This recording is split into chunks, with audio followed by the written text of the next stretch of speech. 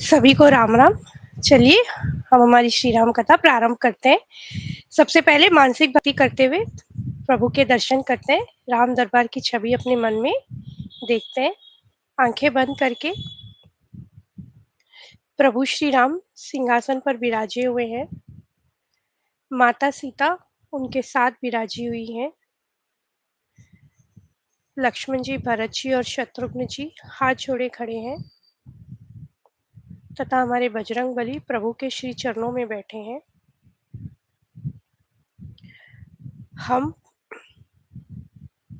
प्रभु को प्रणाम करते हैं, नतमस्तक करते हैं उनके श्री चरणों में तथा उनसे निवेदन करते हैं कि हम पे हमेशा कृपा बनाए रखें एवं हमें आशीर्वाद दें कि हम श्री रामचरितमानस सफलतापूर्वक संपूर्ण कर सकें। बोल सियावर रामचंद्र की जय। कैसे दोनों भाई यानी कि प्रभु श्री राम और भरत जी एक दूसरे को सिंहासन देने के लिए मतलब राजा बनने के लिए लड़ रहे हैं कि प्रभु श्री राम कह रहे हैं भरत जी राज कर। भरत जी ये मन में सोच के आए कि भैया राम को तो यहाँ से ले जाएंगे ही, भले ही वन में मैं रुक जाऊंगा मैं और शत्रुघ्न रुक जाएंगे, इन दोनों को यहाँ से भिजा देंगे और कुछ नहीं तो मैं तो रुक ही जाऊंगा, परंतु प्रभु को तो यहाँ से जाना ही चाहिए। अब निष्कर्ष कुछ निकल नहीं रहा है, दोनों ही बातचीत में बैठे हैं।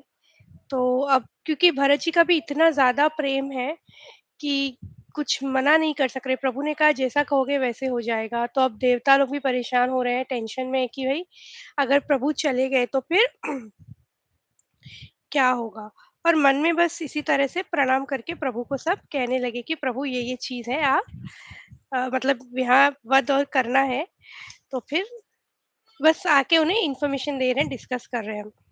अब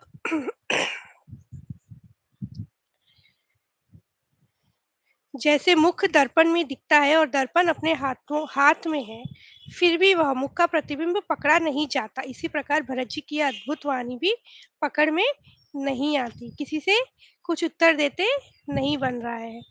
तो वो चलने को कह रहे हैं, प्रभु कह रहे हैं कि नहीं, कुछ कुछ जवाब नहीं दे रहे हैं प्रभु, मतलब हाँ तो नहीं भर रहे, आज्ञा तो नहीं दे रहे हैं। तो तब राजा जनक जी, भरत जी तथा मुनि वशिष्ठ जी समाज के साथ वहां गए जहां देवता रूपी कुमुदों के खिलाने वाली चंद्रमा श्री रामचंद्र जी थे। श्री रामचंद्र जी के पास गए। देवताओं ने सरस्वती का स्मरण कर उनकी सराहना की और कहा, हे देवी देवता, आपके शरणागत है, उनकी रक्षा कीजिए। अपनी माया रचकर भरत जी की बुद्धि फेर दीजिए और छल की छाया कर देवताओं के कुल का पालन कीजिए, यानी कि रक्षा कीजिए। देवताओं की विनती सुनकर और देवताओं की स्वार्थ के वश होने से मूर्ख जानकर बुद्धिमती सरस्वती जी बोली, मुझसे कह रहे हो कि भरत जी की मति पलट दे, हजार नेत्रों से भी तुमको सुमेरु नहीं सूझ पड़ता। अर्थात इतनी माया प्रबल है लेकिन प्रभु के भक्त के साथ कुछ नहीं कर सकते। और वैसे भी भरत जी के हृदय में श्री सीताराम जी का निवास है, जहाँ सूर्य का प्रकाश है वहां कहीं अंधेरा रह सकता है भला। ऐसा कह के सरस्वती जी भी चली गई। भरत जी के जो हृदय में है सीताराम बसते हैं, तो वहां कुछ भी नहीं कर सकते हैं।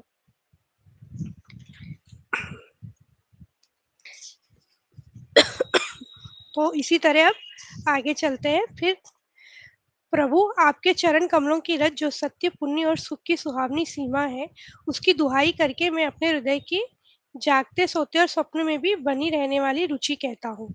कह रहे हैं अब, और सुनिए।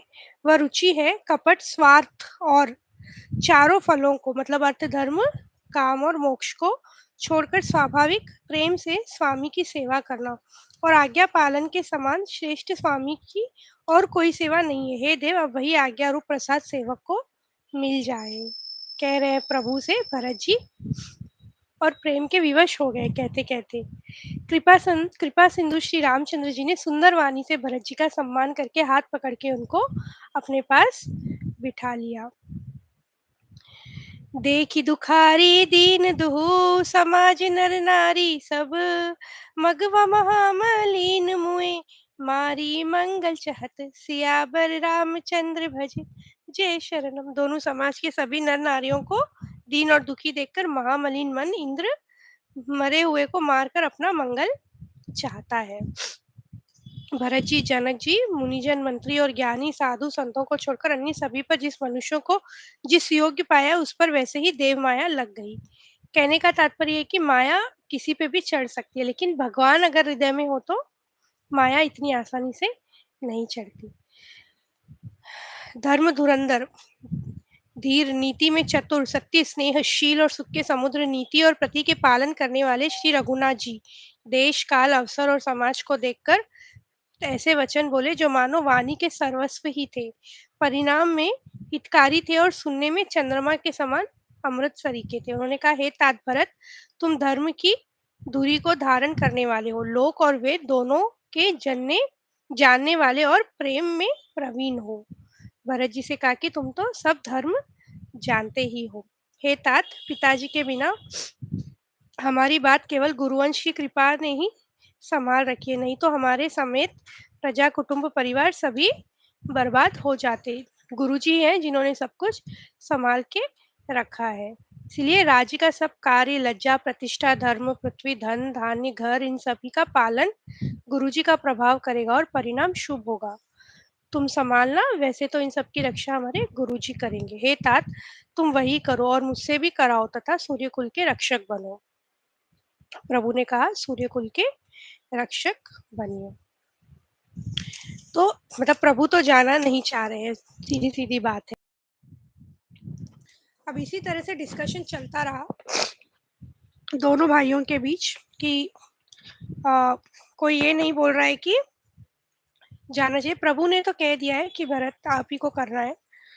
और फिर अब इसका सॉल्यूशन ये निकलता है कि क्योंकि जनक जी भी वहां थे, गुरु जी थे, गुरु वशिष्ठ जी और सब वहीं पे थे, उन्होंने ये सॉल्यूशन निकाला कि प्रभु की चरण पादुकाएं ले जाकर उसे सिंहासन पर रखकर उसका राज्य करेंगे।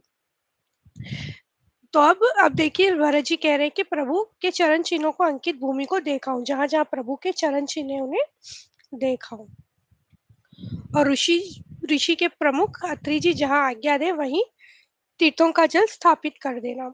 भरत जी धन्य है, स्वामी श्री राम जी की जय हो। ऐसा कहते हुए देवता बलपूर्वक हर्षित होने लगे, क्योंकि देवताओं का तो काम बन गया, प्रभु तो अब यहीं रहने वाले हैं, मतलब वन में ही रहने वाले हैं।